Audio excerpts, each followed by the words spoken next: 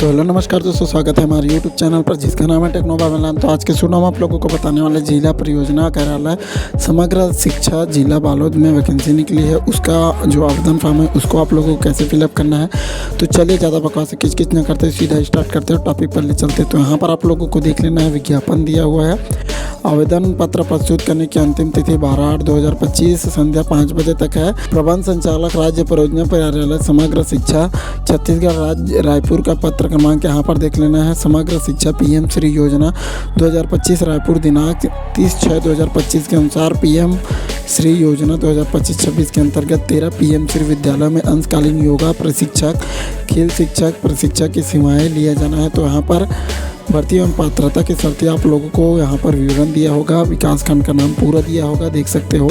अलग अलग विकास खंडों के अंतर्गत स्कूल दिया है, तो उसके हिसाब से यहाँ पर पद दिया है, तो उसको आप लोगों को देख लेना है। यहाँ पर योगा शिक्षक, प्रशिक्षक, योगा टीचर के जो जॉब है उसका जो आवेदन पत्र है उसको आप लोगों को कैसे फिलअप करना है।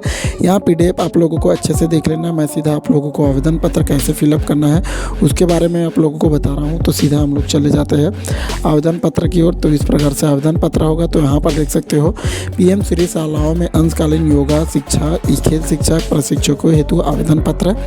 प्रति जिला मिशन समन्वयक समग्र शिक्षा बालोद, संयुक्त कलेक्टर कक्ष क्रमांक 68 जिला बालोद छत्तीसगढ़। यहाँ पर आवेदित पद का नाम है। तो आवेदित पद का नाम आप लोगों को देख लेना है क्या क्या पद है। तो यहाँ पर खेल शिक्षक के लिए हम लोग फॉर्म फिलअप कर रहे हैं। उसके बाद आवेदक का नाम है, तो हिंदी में बोला गया तो हिंदी में लिखना है, और अंग्रेजी में बोला गया तो अंग्रेजी में। तो यहाँ पर 10वीं 12वीं के मार्कशीट को देख लेना है, उसी प्रकार लिखना है जैसे 10वीं 12वीं के मार्कशीट में होगा। बिल्कुल भी चेंजेस आप लोगों को नहीं करना है। अंग्रेजी में जैसा होगा उसी प्रकार आप लोगों को लिखना है। उसके बाद पिता या पति का नाम जो भी होगा उसको अपने डॉक्यूमेंट से देख लेना है, उसी प्रकार आप लोगों को लिखना है, ठीक है। उसके बाद जन्म तिथि अंकों में बोला गया तो अंकों में लिखना है, शब्दों में बोला गया तो शब्दों में लिखना है। और जैसे आपके मार्कशीट में होगा जन्म तिथि उसी प्रकार आप लोगों को लिख देना है, ठीक है। और जितना भी डिटेल बता रहा हूँ डेमो डिटेल है, किसी की ओरिजिनल डिटेल नहीं है। वीडियो बनाने के लिए इसमें डेमो डिटेल डालना पड़ता है, ठीक है। यहाँ पर दिनांक 1/1/25 को आयु, तो यहाँ पर आयु देख सकते हो, वर्ष माह दिन में निकल जाएगा। अगर आप लोग एज कैलकुलेटर का सहारा लेते हो तो उसके माध्यम से 1/1/25 में आपकी आयु वर्ष माह दिन में पूरा निकल जाएगा, ठीक है। उसके बाद 6वें नंबर पर रोजगार कार्यालय का नाम है। तो रोजगार कार्यालय का नाम आप लोगों को लिख देना है। जो भी रोजगार कार्यालय में आप रोजगार पंजीयन कर रहा हो उसका नाम यहाँ पर लिख देना है। जीवित पंजीयन क्रमांक आप लोगों को लिख देना है, जो भी होगा। यहाँ प्राइवेसी के लिए 1 किया हूँ, और दिनांक आप लोगों को यहाँ पर लिख देना है, ठीक है। 7वें नंबर पर वर्ग है, अनुसूचित जाति, अनुसूचित जनजाति, अन्य पिछड़ा वर्ग, सामान्य, जो भी वर्ग होगा उसको आप लोगों को यहाँ पर लिखना है। इसका अन्य पिछड़ा वर्ग है तो हमने अन्य पिछड़ा वर्ग यहाँ पर लिख दिया। समक्ष अधिकारी द्वारा जारी जाति प्रमाण पत्र की छायाप्रति संलग्न करें, तो यहाँ पर संलग्न कर दिया, ठीक है। यहाँ पर 8वें नंबर पर छत्तीसगढ़ का मूल निवासी प्रमाण पत्र हाँ या नहीं, यदि हाँ तो संलग्न करें, तो यहाँ पर संलग्न है, ठीक है। 9वें नंबर पर लिंग है, पुरुष है तो पुरुष लिखना है, महिला है तो महिला लिखना है। 10वें नंबर पर पत्रवार का पूरा पता, तो यहाँ पर ग्राम, पोस्ट, तहसील, जिला, पिन कोड पूरा यहाँ पर आप लोगों को मेंशन करना है, पत्रवार का पूरा पता। और स्थायी निवास का पूरा पता, यहाँ पर कई लोगों का स्थायी निवास का पूरा पता और पत्रवार का पूरा पता अलग अलग होता है, तो अलग अलग लिखना है। अगर एक है तो एक जैसे यहाँ पर लिखा हो उसी प्रकार लिख देना, ठीक है। 12वें नंबर पर विवाहित, अविवाहित, विधवा, परित्यक्ता जो भी होगा उसको लिखना है। तो ये अविवाहित है तो अविवाहित लिख देना है। यदि आप विवाहित है तो विवाह की तिथि और जीवित बच्चों की संख्या यहाँ पर आप लोगों को लिखना होगा, ठीक है। इतना कंप्लीट होने के बाद कॉर्नर में पासपोर्ट साइज फोटो का ऑप्शन आएगा, तो यहाँ पर साफ सुथरा फोटो चिपकाना है, फटा पुराना फोटो नहीं चिपकाना है। यहाँ पर साफ साफ बोला गया पासपोर्ट साइज कलर फोटो आप लोगों को चिपकाना है। चिपकाने के बाद यहाँ पर आप लोगों को फोटो के ऊपर आधा भाग फोटो में और आधा फोटो के बाहर आप लोगों को सिग्नेचर करना होगा। सिग्नेचर करने के बाद यहाँ पर हमारा जो पूरा पेज का जो आवेदन पत्र है वो कंप्लीट हो जाएगा। तो यहाँ पर देख सकते हो हमारा पहला पेज कंप्लीट हो गया। अब चलते हैं दूसरे पेज की ओर। तो चलिए चलते हैं। पहला पेज कंप्लीट हो जाने के बाद दूसरे पेज में आ जाना है। तो यहाँ पर शैक्षणिक योग्यता है। शैक्षणिक योग्यता में अब ब्रैकेट में क्या क्या फिलअप करना है पूरी डिटेल बाय डिटेल बताने वाला हूँ। सबसे पहले क्रमांक है, क्रमांक के बाद परीक्षा का नाम है। परीक्षा का नाम है आप लोगों को सबसे पहले सीरियल वाइज डालना है। जो भी क्लास आप लोग पढ़े सीरियल वाइज, जैसे 10वीं 12वीं ITI ग्रेजुएशन, सीरियल वाइज डालना है, आगे पीछे आप लोगों को नहीं करना है, ठीक है। तो सबसे पहले 10वीं है, 10वीं उत्तीर्ण वर्ष लिखना है, कब आपने 10वीं पास किया था उसको लिखना है। उसके बाद बोर्ड या संस्था का नाम है, जो भी बोर्ड या संस्था होगा उसके डिटेल आप लोगों को लिखना है। उसके बाद प्राप्तांक है, प्राप्तांक और पूर्णांक। प्राप्तांक वो अंक होता है जो प्राप्त किए होते हैं, और पूर्णांक वो अंक होता है जितना नंबर का आपका पेपर होता है, ठीक है।